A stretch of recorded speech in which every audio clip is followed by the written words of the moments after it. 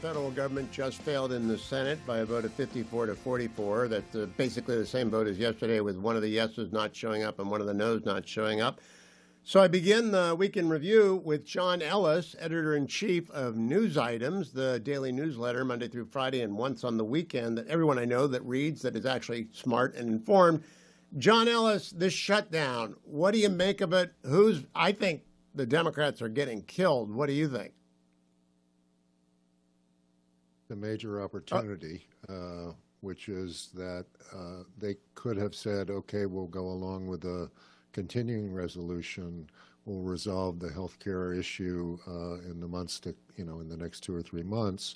But we'll do that under one condition, which is that we want you to release the entirety of the Epstein files. And if that had been their position, I think the current discussion would have been a lot better for the Democrats, and it would have been a lot more difficult for the Republicans. But they chose to fight on the Obamacare hill, which is one, it makes sense from their point of view, but it makes in the event it makes them look obstructionist and sort of silly.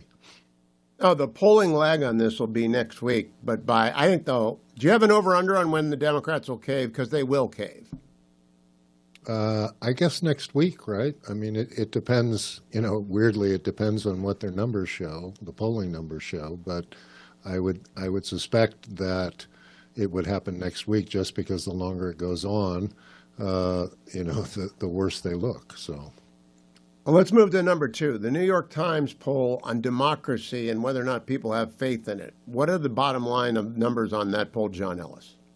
Well, it's a stunning statistic, actually. I'm looking at it on my other screen here. In September of 2020, the question was asked, is America's political system too politically divided to solve the nation's problems?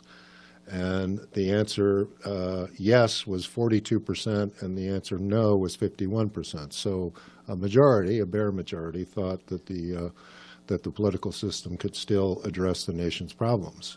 Today, 64% believe that the political system is too divided to solve the nation's problems, and 33% think that it's still capable of addressing the nation's problems. So you've gone from an 8-point plus spread, so to speak, to a 2-to-1, it's not working. And that is it struck me as an extraordinary number and a very discouraging one.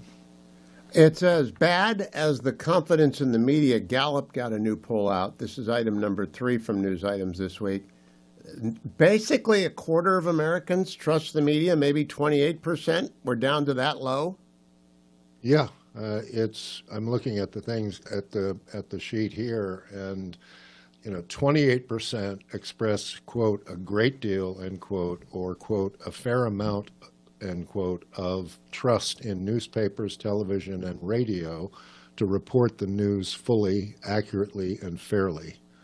That was 31% last year. It was 40% 5 years ago. So I think we've reached a point where you can say that trust in newspapers, television, and radio to report the news fairly, fully, and accurately has collapsed. And that too, maybe that will go up. Barry Weiss is going to become the head of news at CBS, I gather, if I read the report correctly. That's now a done deal.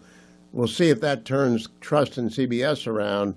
But boy, oh boy, it kind of goes together with the Times poll on democracy, don't you think? People are losing faith in the government, and people are losing faith in the media, and they kind of go along. Yes, exactly. It's a pair, and it's a discouraging pair, because if you don't have a shared set of facts that everybody agrees are the facts, in the same way that lawyers prosecute cases, both the prosecutor and the defense have a, quote, shared set of facts that the trial is based on. If you don't have a shared set of facts, then your enterprise, if you will, is in real trouble. All right, penultimate. We might have time to do both. I don't really understand the Sora OpenAI text to video, but I think it means that if I type something up and give it to Sora, it'll make a video of it. Is that what it means? Yeah. So Wow. that what the AI videos have been, sketchy, sort of not very convincing. But today I could type into OpenAI's Sora, Sora, and I could say, show me a picture of Hugh Hewitt shoplifting at CVS. And the machine would work, and and there would be Hugh Hewitt shoplifting at CVS, and you would have a very, very hard time figuring out if that video is true or not. Is that So online we're now, John? Yeah, yeah. OpenAI, go to it. Sora, you and I right now could create a video of Chuck Schumer shoplifting at CVS. We could put it up on social media, and I would guess that 70% of the people who saw it, maybe 80% of the people who saw it, couldn't tell if it was true or not.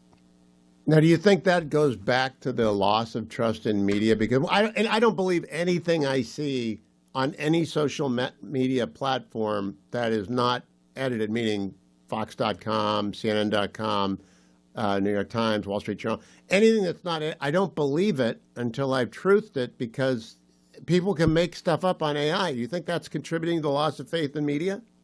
Oh, absolutely. Again, it goes back to shared set of facts, right? If you don't know what you're saying is true, then it's very hard to, form an opinion in this case of whether Hugh Hewitt is a good guy or a bad guy. Looks like he's a shoplifter. Yeah. And, people who know Hugh Hewitt know that you would never shoplift, or maybe you might think about it, but you would never shoplift at CVS. But for the 70 or 80% of the people who come across the video, that's their impression of Hugh Hewitt. He's a shoplifter. So I think this is why it's the terrifying. numbers on Israel have turned around so badly among young people. Israel has lost the confidence of Americans under the age of 30. And I think it's because of AI on TikTok and other social media platforms, but put that aside. I wanted to get to one story because my friend Tony McDonald and I were having breakfast this week. And out of the blue, he said, in news items this morning, there are 19,000 private equity funds. And I'd read the same thing and thought it was astonishing. But when someone brings up that spontaneously, and we both thought it was significant, to me, that's a match. What did it tell you to you? Why did you put it in the news items? Well, I think, private equity is a huge part of the financial system today. And as the item pointed out, there are 19,000 PE firms that presumably will find good things to buy and make them better, and then flip them into the public markets. But the reality is there are 19,000 PE funds. They have $1.7 trillion of what's called dry powder, uninvested money, and if we're honest about it, there aren't that many good deals out there. So what is happening is that increasingly risky investments are made by PE firms. They're not properly vetted. They don't, they're done because somebody thinks it's a good idea, not because there's a serious business plan that will lead to future growth, et cetera. And so the likelihood is that a lot of investors who have invested in these PE funds will find themselves invested in companies that aren't going to work out. And the question is, does that then cascade through the financial system?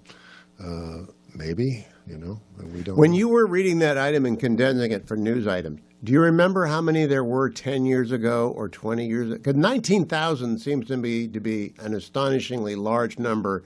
That would mean a lot of really smart people to whom people have given a lot of dry powder, money. There aren't that many smart people. There aren't that many smart people. Though, there are major PE firms, Blackstone, Carlyle, Apollo, et cetera, that raise vast sums of money. So it's not like every PE firm is raising the same amount of money, but there are. I think the number has doubled since 2021. I'm not sure of that. Wow. Of funds, and when you think about PE funds 19,000. There are 14,000 McDonald's in the United States. So there are more PE funds than there are McDonald's. It's not going to end well. No, it's going to end in tears.